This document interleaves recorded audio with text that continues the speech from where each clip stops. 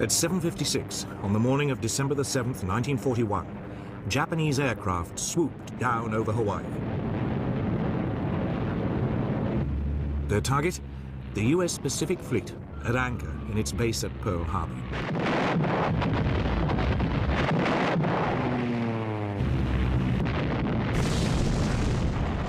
Five US ships were hit immediately.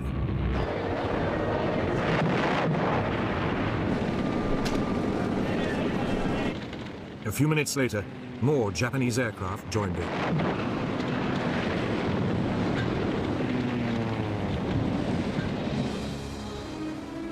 By 8:35, 2 US battleships were sinking, 2 had capsized, and 2 were badly damaged.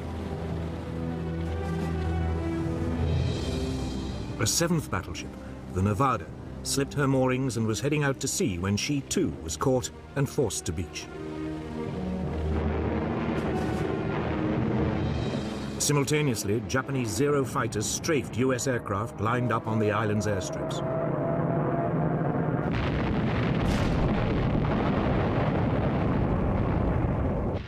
They also shot up nearby army barracks.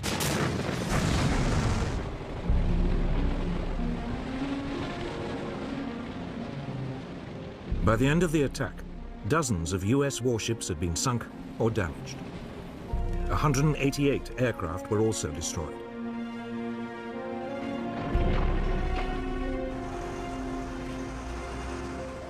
The next day, US President Franklin Roosevelt declared war on Japan.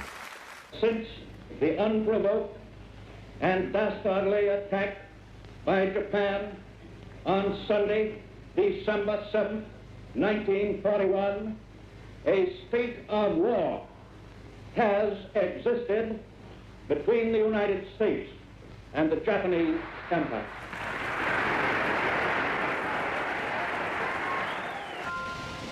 The stage was set. Could Japan knock out the United States with a swift blow before the huge might of America ground it down? It would become one of the great conflicts of World War II.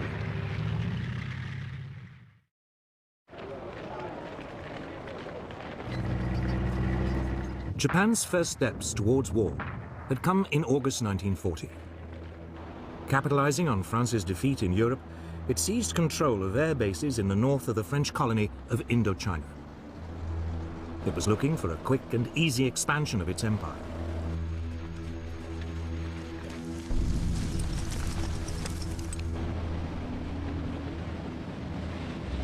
A year later, it issued an ultimatum demanding the use of all French air bases throughout Indochina. When the French hesitated, the Japanese invaded and seized control of the entire colony.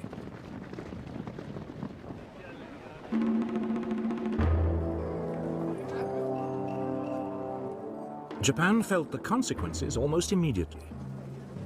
The United States froze its overseas financial assets, effectively robbing the country of its ability to buy oil. Japan faced a choice: climb down and lose face, or seize more territory and up the stakes. For a new Japanese government, under the aggressive General Hideki Tojo, there was no question about which course to take. Japanese Army and Navy commanders were told to prepare for a swift war to occupy all the far eastern territories controlled by Britain, France, the Netherlands, and the United States. The country was expecting a swift victory.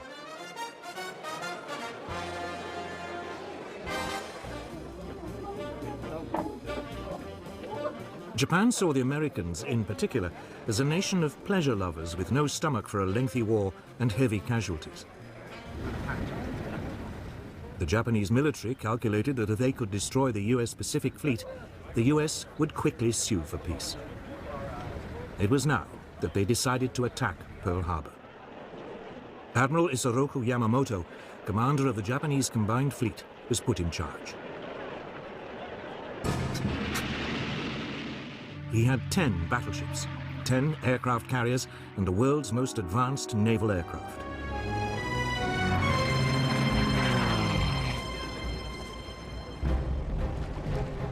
The Against him, the US Pacific Fleet had 8 World War I vintage battleships and 2 carriers.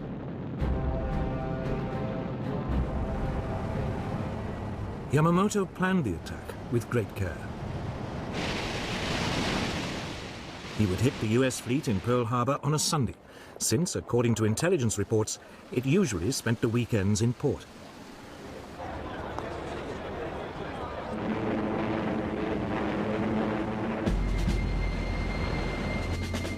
In total radio silence, the Japanese strike force gathered in Tankan Bay, in the northerly Kuril Islands.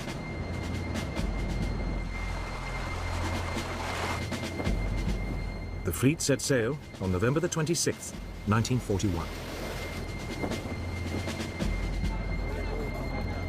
Meanwhile, as a decoy, Japanese negotiators arrived in Washington to discuss a possible Japanese withdrawal from China.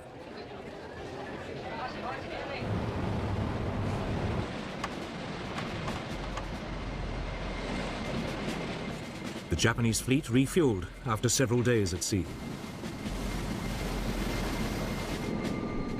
3 days later, it was off Hawaii. The Americans were still blissfully unaware that anything was wrong.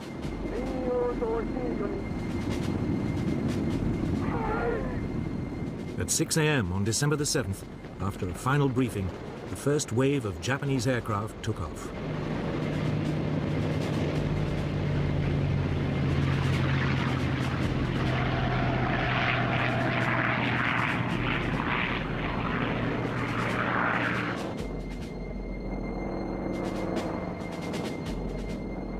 As the Japanese aircraft dived into the attack, US personnel were still just stirring on a fine Sunday morning.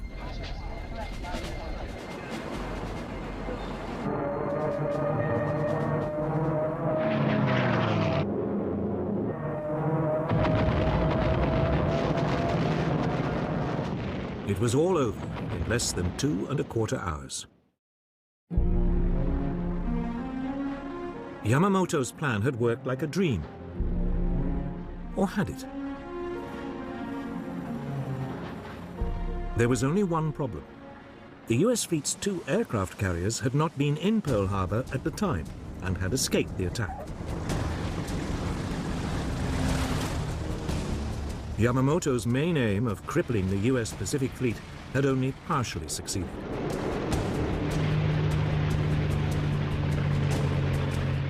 US naval air power in the region was still intact.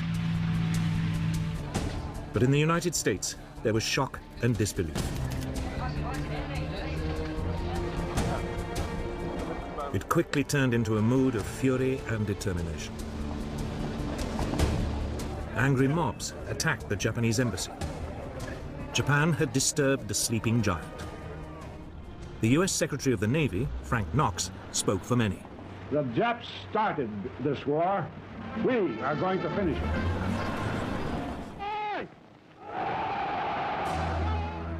Yet before the US could mobilize its full strength, the Japanese were to inflict more humiliating defeats on the Western Allies.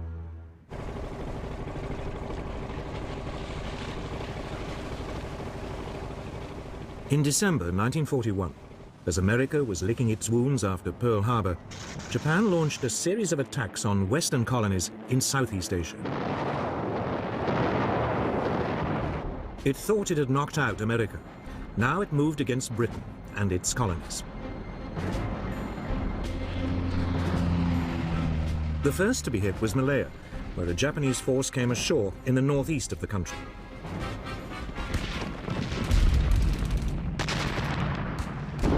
The plan was that it should make its way south, down the east coast.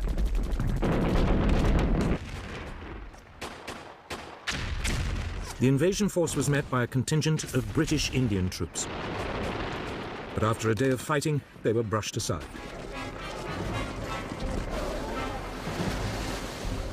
Meanwhile, further north in Thailand, a second Japanese landing was unopposed. 30,000 Japanese troops were soon making their way down the western coast of Malaya.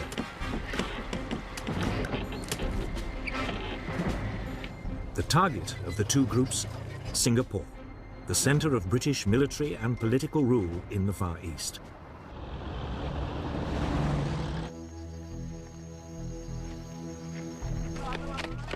Britain had turned the island into what it believed was an impregnable fortress. But all the guns pointed south, out to sea. The Japanese were approaching by land from the north.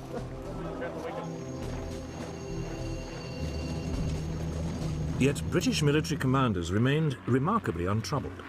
They didn't rate the Japanese as fighting men and believed the Malay jungle was, anyway, virtually impassable.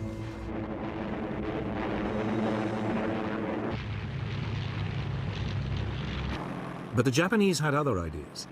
To soften up Singapore, they attacked the city from the air.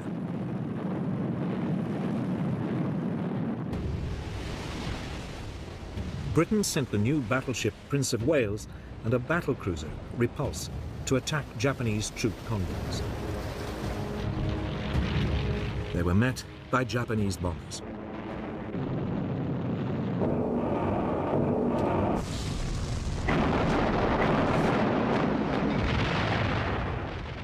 Both warships were sunk in less than 2 hours. Almost 1,000 of their crew were lost. It was the greatest British naval disaster of World War II. In an era of aircraft and aircraft carriers, it was now clear the battleship, for years the mainstay of the British Navy, had had its day.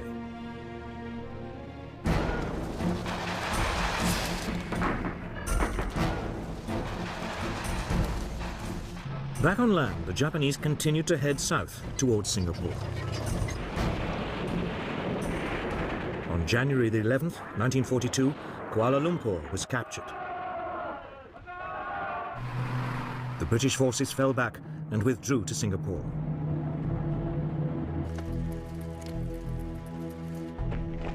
There were now about 100,000 British soldiers to defend it. They faced a force of only 30,000 Japanese.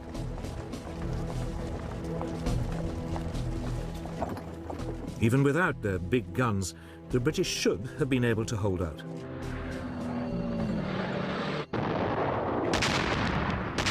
The Japanese launched an assault in early February. It was supported by more airstrikes.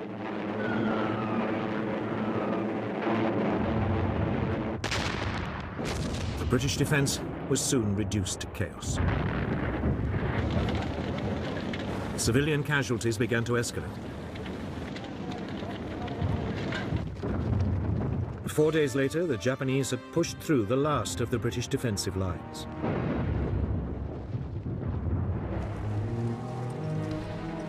The commander, General Arthur Percival, surrendered with over 90,000 men.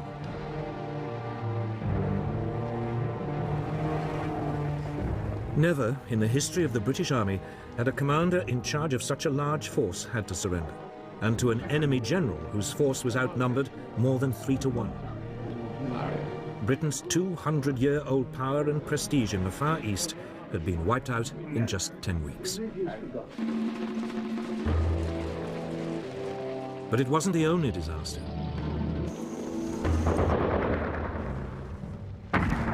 Elsewhere in Southeast Asia, the Japanese forces were equally triumphant. The British garrison in Hong Kong fought for 2 weeks before succumbing to a Japanese invasion.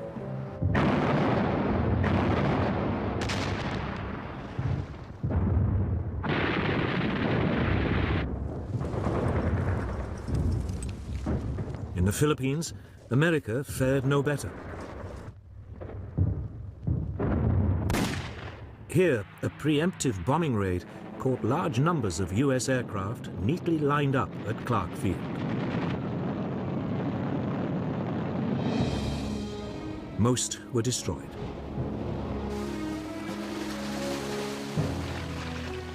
Two days later, with US air power virtually non-existent, Japanese troops began to land.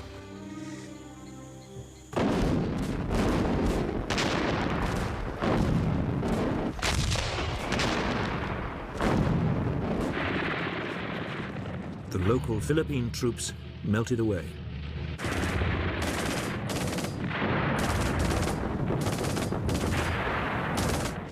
Japanese advanced rapidly. 10 days later, Manila was captured.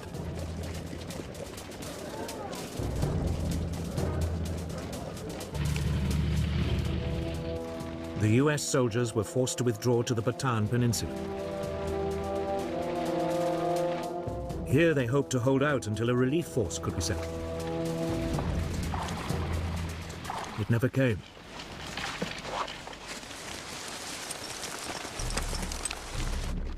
On April 3rd, 1942, Japanese troops launched a major assault on US positions.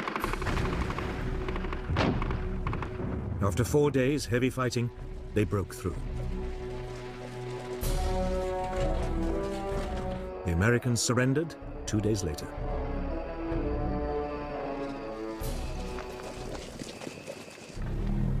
That left just one British colony in the region, Burma. In early 1942, Japanese forces pushed into the south of the country. The British defenses had been utterly neglected. There were only some 15,000 men defending the country. They were no match for the Japanese.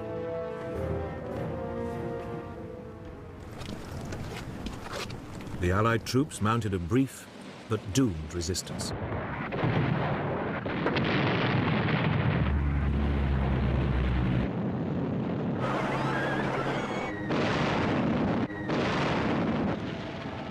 Less than 2 months after invading Burma, the Japanese had seized the capital, Rangoon. 8 weeks later, the British had been pushed entirely out of the country. In just under 6 months, the Japanese had seized control of the whole eastern rim of the Pacific. Their Oriental blitzkrieg had been swift and crushing. Yet already, there were warning signs that they were not as powerful as they appeared.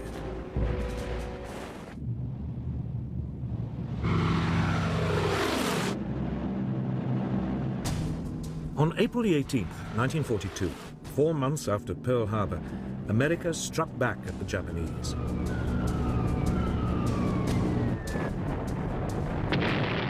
US bombers flying low over Tokyo dropped bombs on the city close to the Emperor's Palace. Others struck Yokohama, Kobe, and Nagoya. The raid, authorized by President Roosevelt himself, was daring in the extreme. The B-25 Mitchell bombers had not been designed to be launched from aircraft carriers. They barely managed to lumber off the deck of the USS Hornet, which had brought them to within 700 miles of the Japanese capital.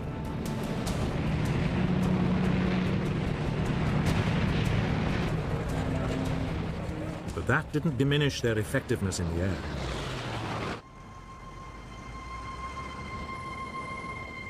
In Japan, the raids caused profound shock.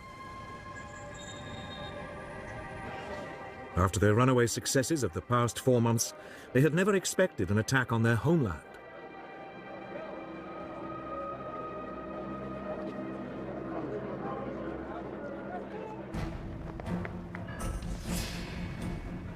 Japan's military planners now decided to extend the country's defenses.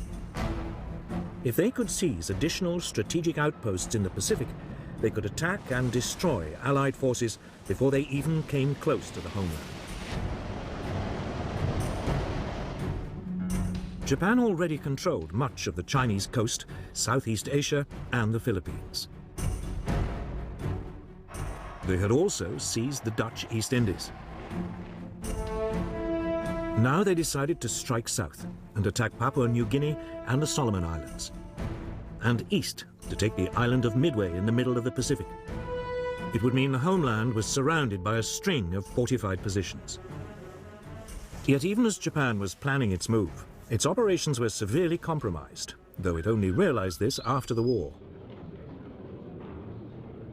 The United States had broken its military and diplomatic codes. By spring 1942, the US Navy's code-breaking team in Hawaii was reading enough messages to give it a remarkably accurate insight into Japan's intentions.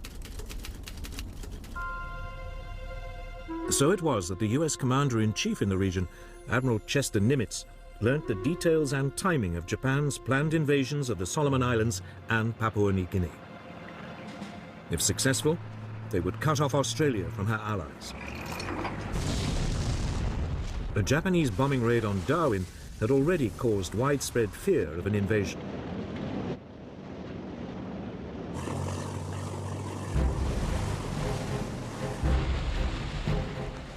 In early May 1942, the Japanese plan to widen its defensive perimeter was launched. They seized the Solomon Islands.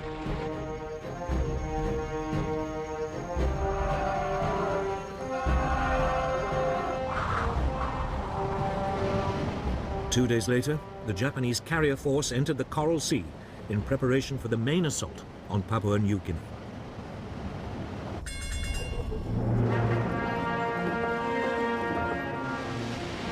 But this time, the Americans had anticipated them. Admiral Nimitz had ordered 2 US aircraft carriers and a number of smaller warships into the area.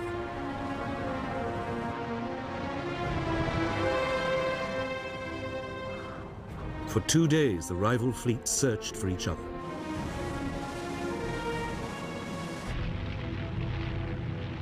Then, on May the 7th, US aircraft located and sank the Japanese carrier Shoho.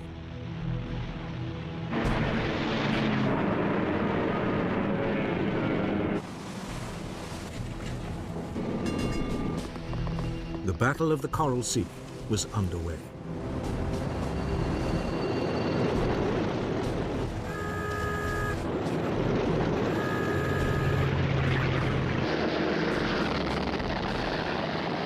Early the following day, the Japanese responded, unleashing a hail of torpedoes and bombs.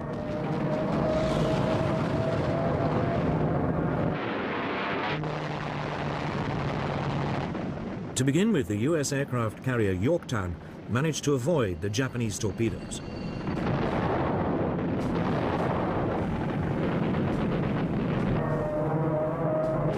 But then she took a bomb which penetrated 4 decks before exploding. 37 men were killed.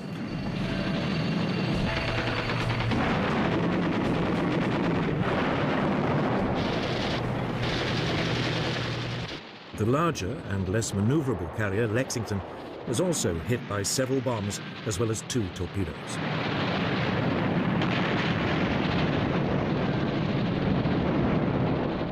She developed a heavy list to port.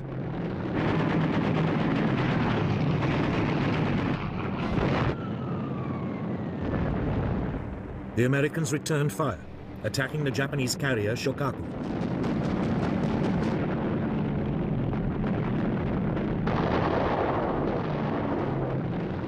The first US raid was blunted by Japanese Zero fighters, which forced the US Douglas Devastator bombers to drop their torpedoes too far out. All the torpedoes missed.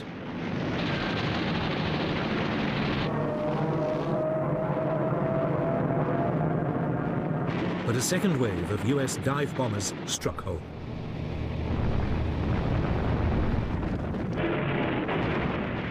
The Shokaku's deck was so badly damaged, she could no longer be used by aircraft.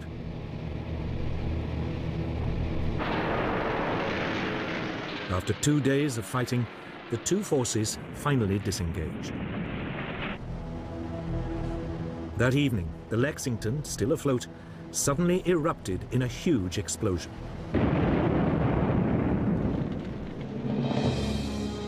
There had been an undetected leak of aviation fuel that had caught fire.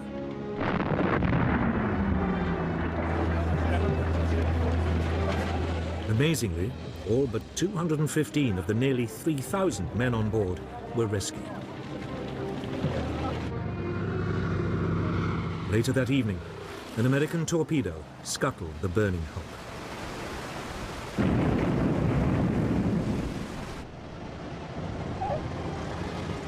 The Battle of the Coral Sea was, on paper, a draw. Each side had lost one carrier and had another severely damaged. Strategically, however, it was a major US success.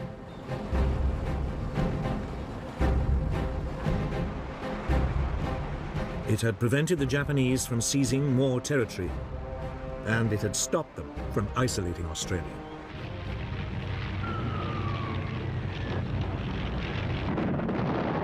The Battle of the Coral Sea marked a new era in naval tactics. It was the first major sea battle in which the opposing ships were completely out of visual contact. It was fought, instead, by aircraft flying from carriers.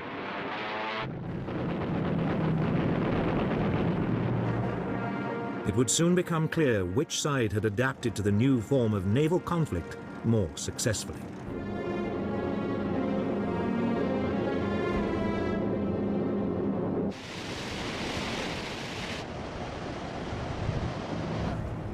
By the late spring of 1942, Japan and America were deadlocked. Japan needed a quick victory if it was not to be ground down by the huge resources of the United States. In mid-May, it began its next move.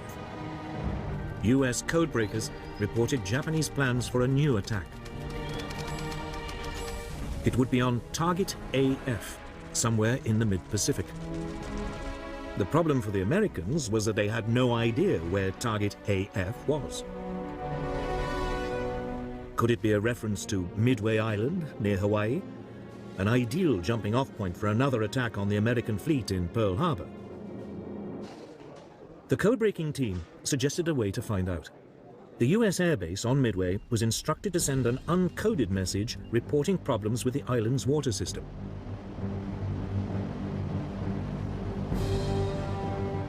Almost immediately, the code breakers intercepted a Japanese signal that Target AF was having water supply problems. Admiral Chester Nimitz now knew exactly where the enemy would strike.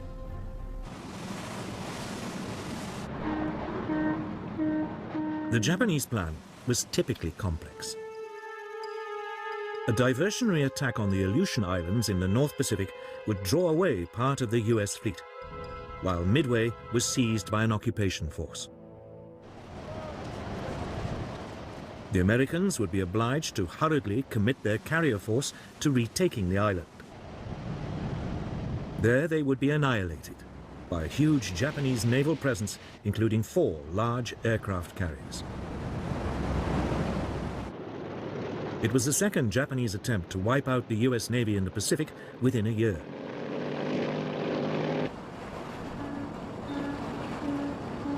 Forewarned, the American carriers left port and moved to a position where they could ambush the Japanese.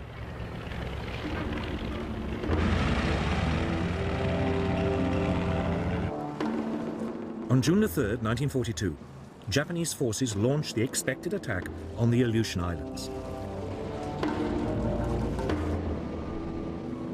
Nimitz didn't respond.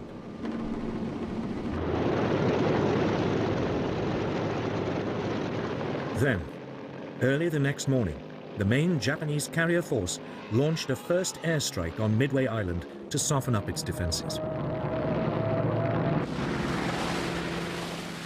US warplanes from the island intercepted them.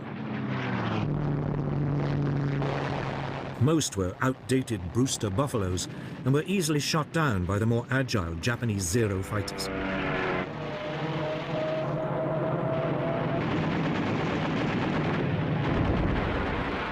But the Japanese attack had been blunted. Midway's defenses had not been broken.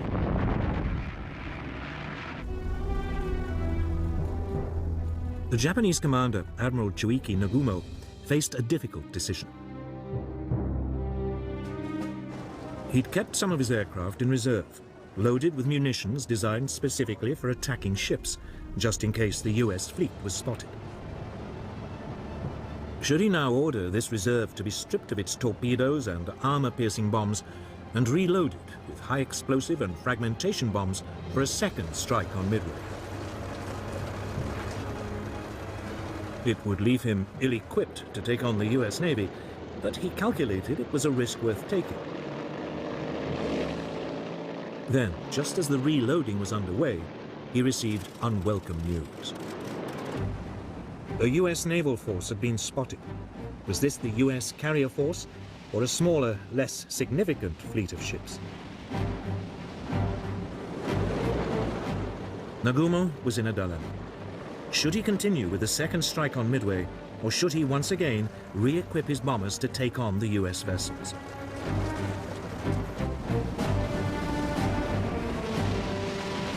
Nagumo decided to gamble. He would push ahead with the second strike on Midway. His hope was that when the bombers returned, there would still be time to rearm them to take on the US ships. Even as he weighed the odds, the Japanese carriers were attacked by US bombers.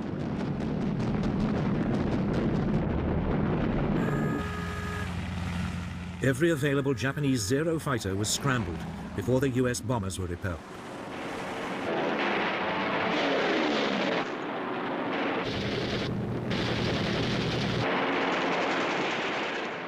Then came another report from reconnaissance planes. The US force did indeed contain aircraft carriers. Nagumo was, once again, on the spot. His aircraft were halfway through reloading, but the US carriers were a much more important target. He took a second gamble. He decided to change their weapons yet again to attack the US force. But while he did so, his ships would be sitting ducks. Almost immediately, they came under attack from low-flying US torpedo bombers. But they were old and slow and attacked without fighter support.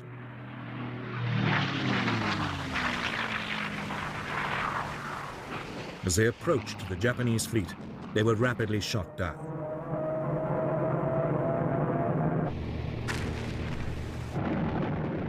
For a brief period, it looked as though Nagumo's gamble had paid off. Then, just as his bombers had been reloaded and were ready to take on the US carriers, disaster struck. US dive bombers, approaching unseen at high altitude, hurtled down on his ships. The Japanese were caught completely by surprise. Nagumo had gambled once too often and was now at the mercy of American air power. Within 5 minutes, the US dive bombers had reduced 3 of Japan's largest aircraft carriers to flaming wrecks. All would later sink. The fourth carrier, the Hiryu, had been masked by a rainstorm and that afternoon mounted a desperate counterattack.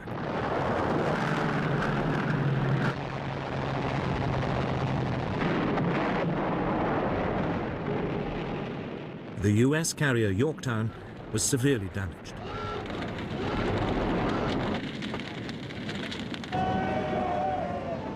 It was torpedoed by a Japanese submarine several days later.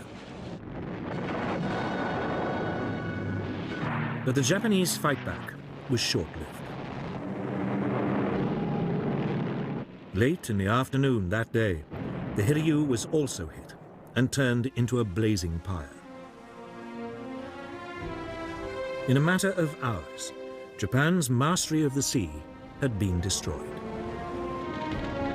The attack on Midway Island had achieved nothing. But it had cost Japan its finest carriers and 332 aircraft.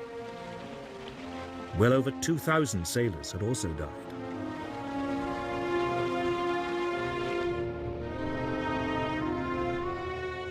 America now ruled the waves in the Pacific. Yet Japan was still undefeated on land and a powerful threatening force in the air. In the coming months, it would try to maximize these advantages.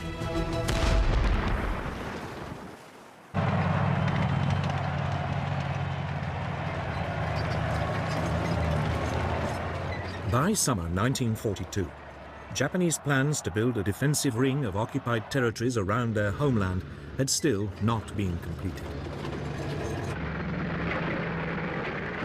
Heavy losses at sea had frustrated their attempts to grab Papua New Guinea and islands in the Central Pacific.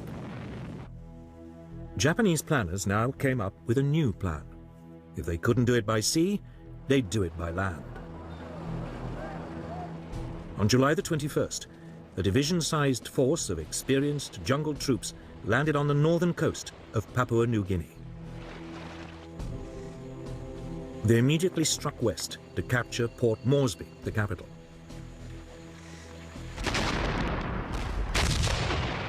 Progress was swift at first. The small Australian defence force was completely outnumbered.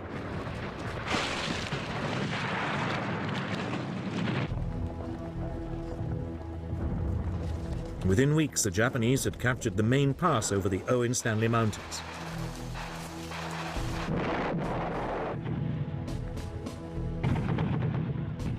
They then halted to await reinforcements before the final push on Port Moresby.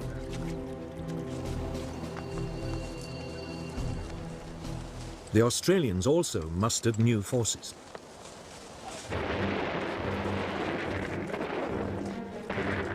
When the Japanese moved off again, they now met much stiffer resistance.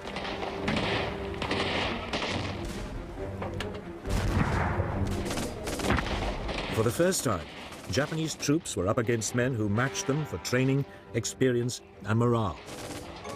The Australians stood their ground, and the Japanese were temporarily brought to a standstill.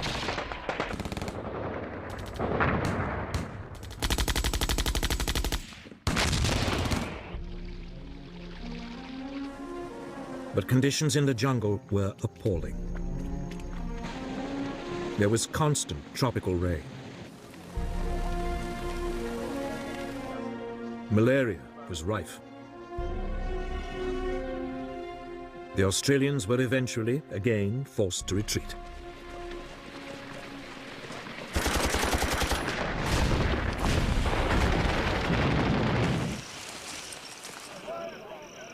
After 2 months of grim fighting, the Japanese were within 30 miles of Port Moresby.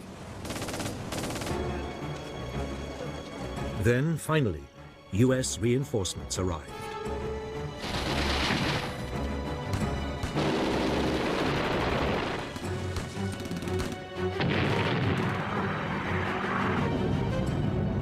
Through September and October, the Japanese were, in their turn, forced back.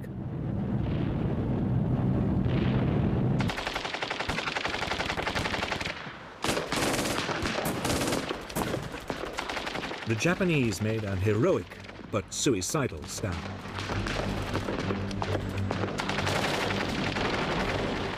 Many chose to die fighting rather than surrender.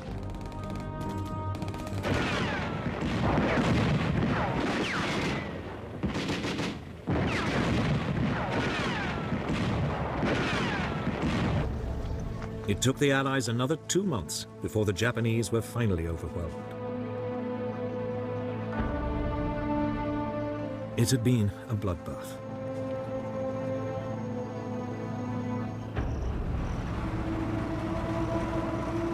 "15,000 Japanese troops had embarked on the operation. Only 3,000 got away.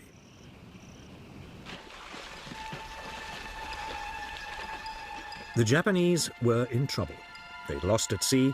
They were now rapidly losing the initiative on land. American military might was asserting itself. There was only one alternative left: air power.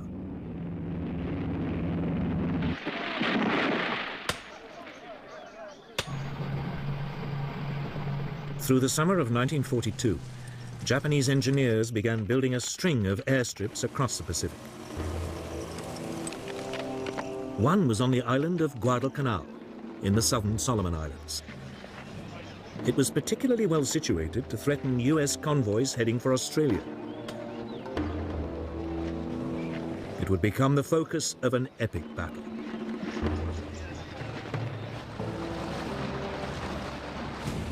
In July 1942, an amphibious force of US Marines invaded the island. They landed without resistance.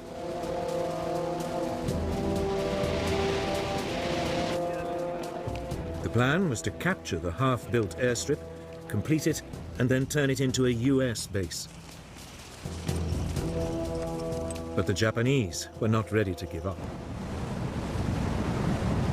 That night, they sent in a naval force to land reinforcements and to attack the fleet of US ships supporting the Marines.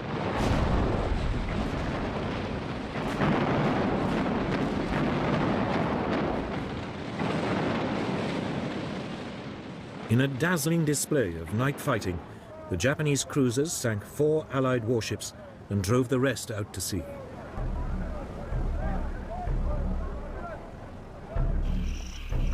The Marines were now marooned, without supplies and without much of their equipment.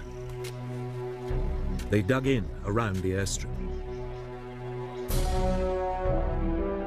Despite constant bombardment, using construction machinery left behind by the Japanese, they pushed ahead with the completion of the airfield.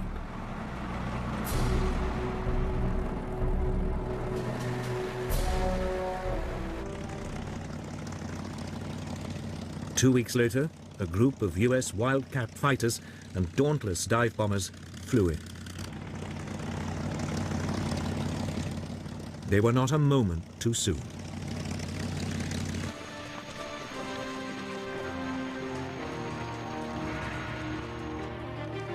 The next day, newly arrived Japanese troops launched a series of suicidal attacks on the airstrip.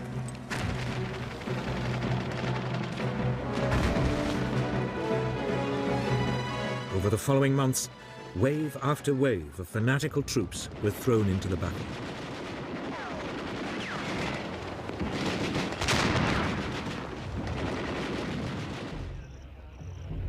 By the winter of 1942, the two sides had fought themselves to a standstill, both now dug in to defensive positions.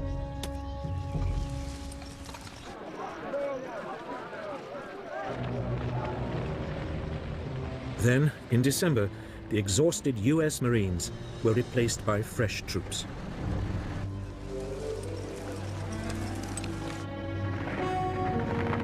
US soldiers now began a new push on the increasingly isolated pockets of Japanese resistance.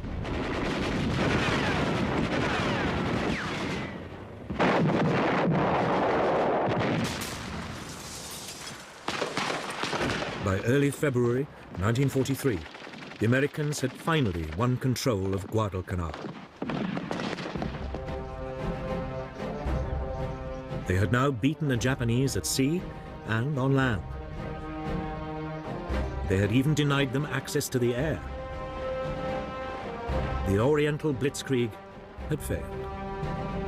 The Japanese Empire now faced a foe that was still growing in strength at a rate it could never hope to match.